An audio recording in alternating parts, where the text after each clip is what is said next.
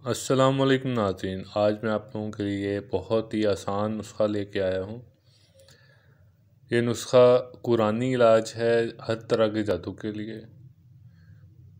आपको इस काम के लिए ना किसी आमिल के पास जाना पड़ेगा, ना किसी आलिम के पास जाना पड़ेगा। आप ख़ुद सुबह और शाम 100 दफ़ा ये कलिमा पढ़कर पानी पर दम करके या वैसे ही दम कर लें अपने ऊपर, अपनी फैमिली के किसी भी मेंबर पे।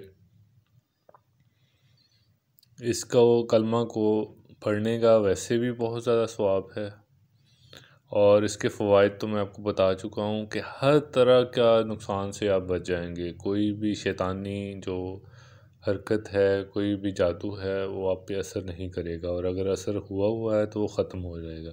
लेकिन ये रोज़ाना करना है, सुबह और शाम। इसको अपनी रूटीन बना लें। जज़ाकल्लाह।